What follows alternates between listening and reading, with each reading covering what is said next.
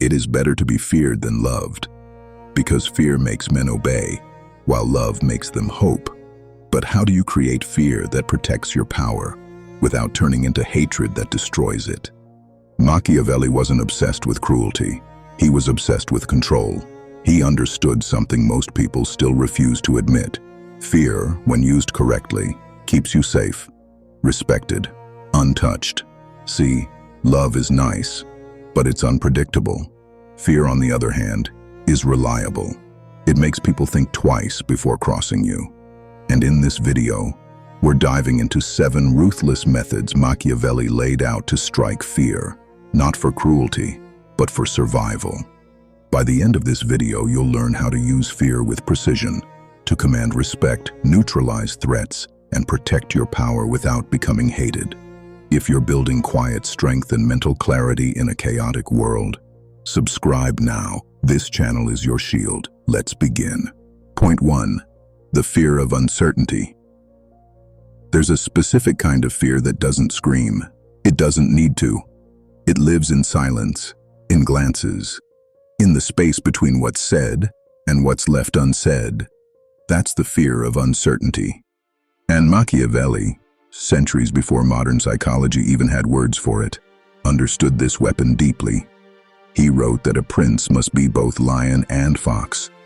The lion dominates with strength, clear, obvious, loud. But the fox? The fox survives through ambiguity, through unpredictability, through letting people guess. Now think about that. A lion roars. Everyone knows what it can do. But a fox, you don't hear it coming. You don't know where it's hiding. And that's what unnerves people most, not knowing. When your enemies, rivals, or even peers can't predict you, they become paranoid. They start second-guessing. They create entire false narratives in their heads.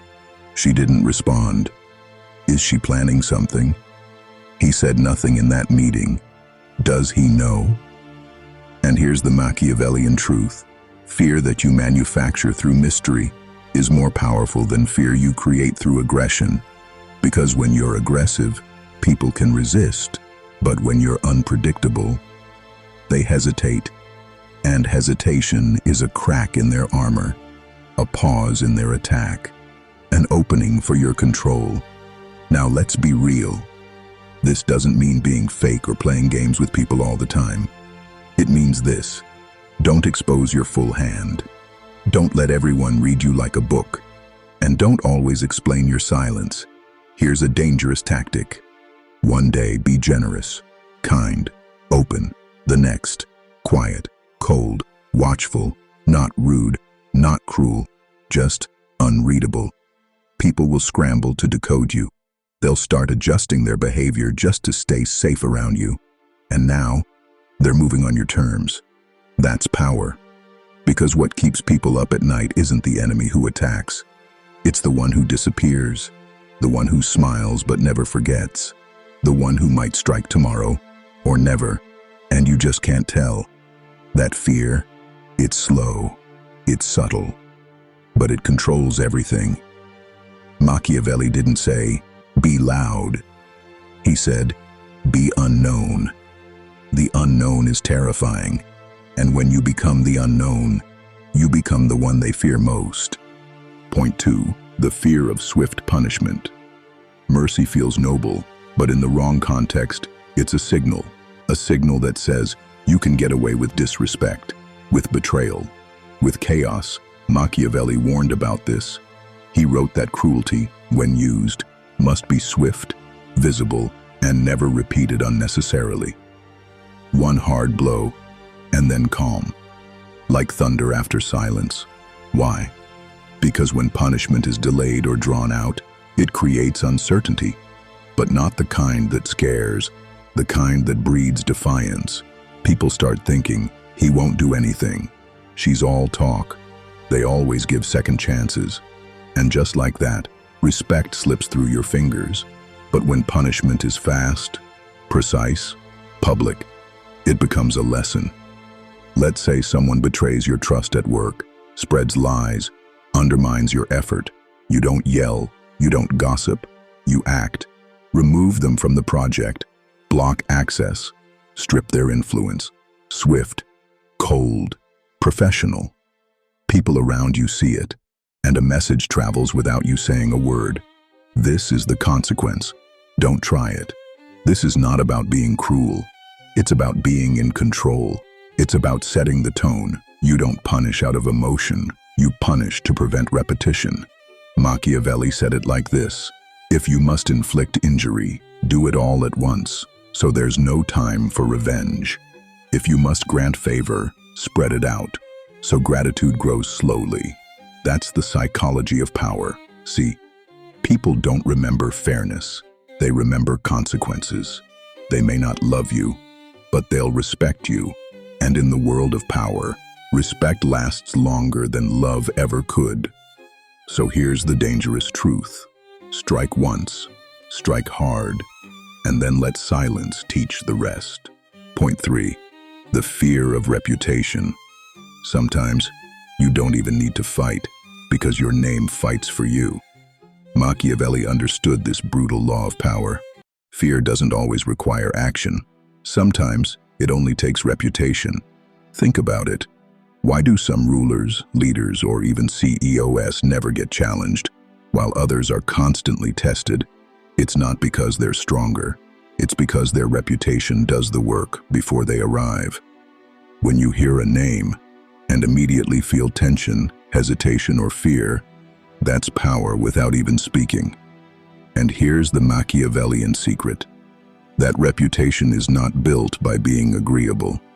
It's built through precision strikes, public consequences, and unwavering boundaries.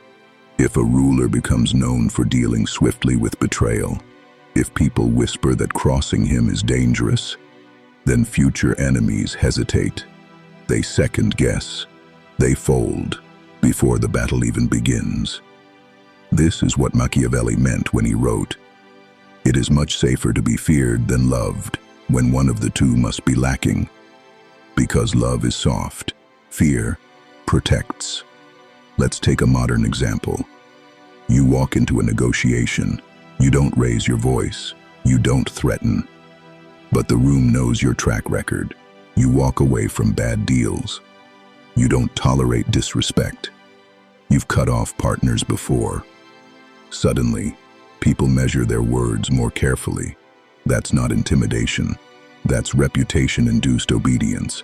And once that aura is created, it spreads.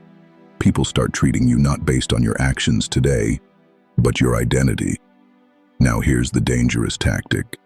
Build your name like a weapon, not by being cruel for no reason, but by making sure every consequence you deliver leaves a mark. Make it so that your silence feels heavier than someone else's threat. Make it so your presence enters the room before you do, because when your name alone makes enemies flinch, you've already won. Point 4. The fear of exposure.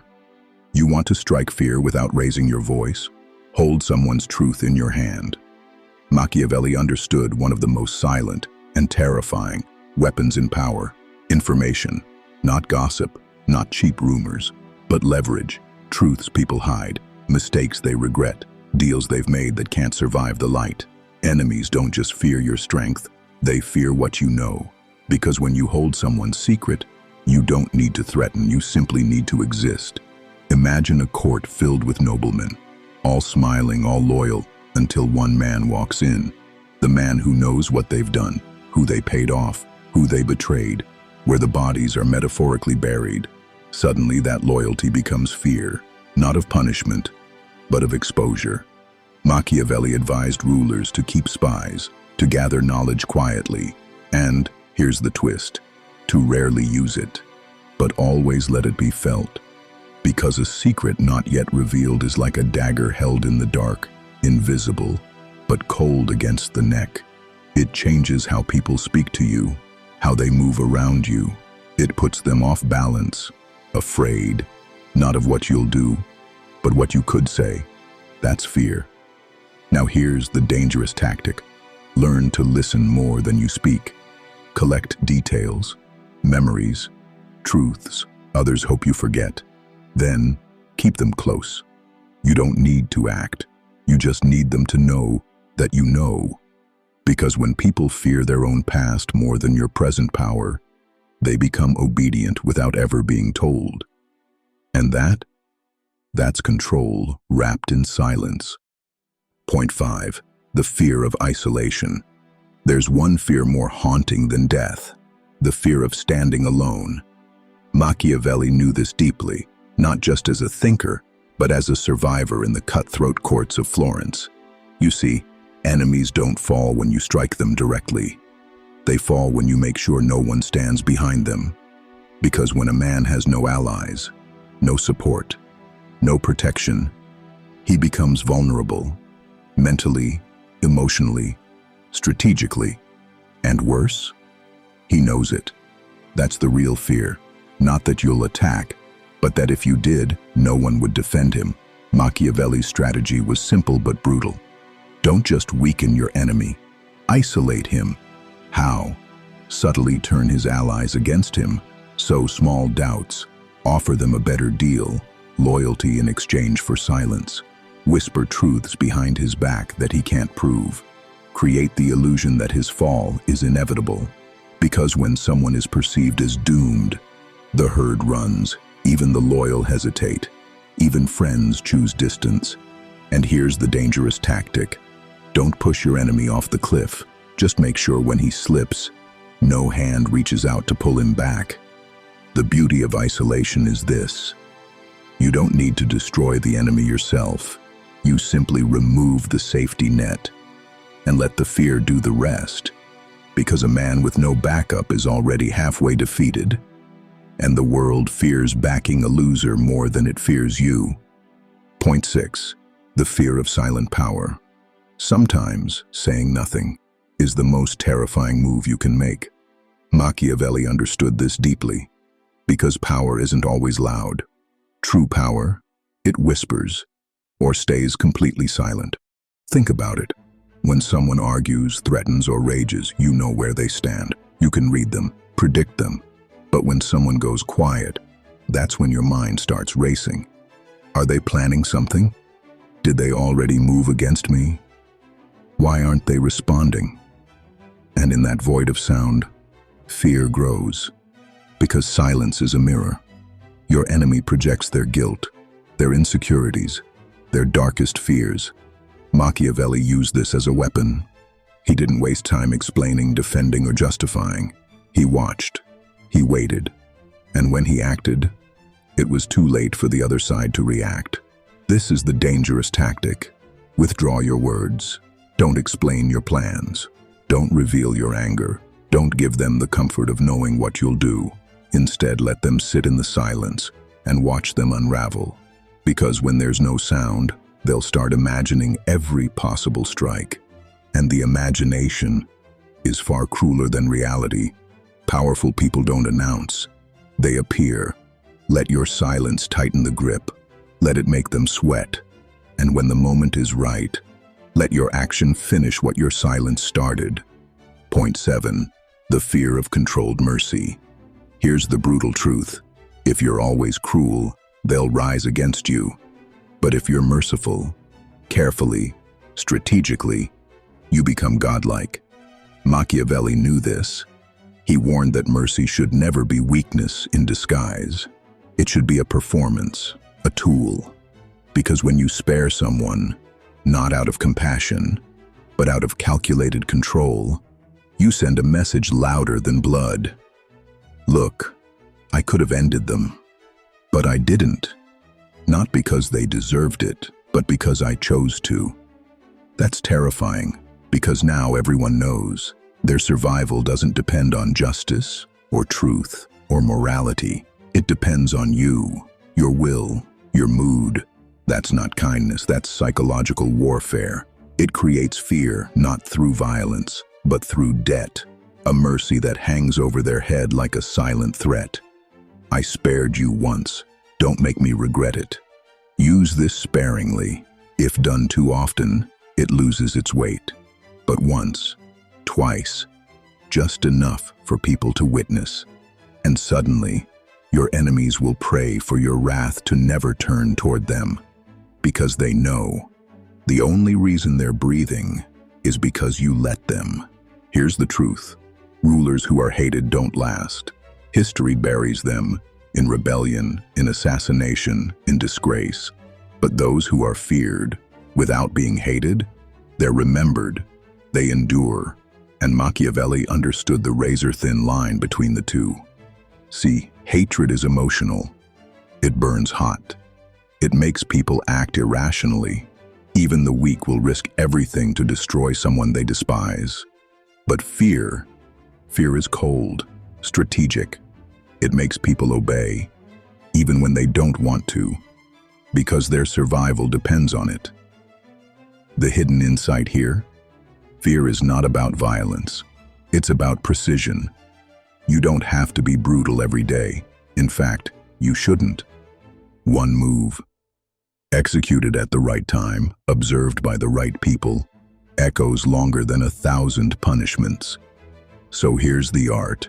Strike just enough fear to control. Not so much that people dream of revenge.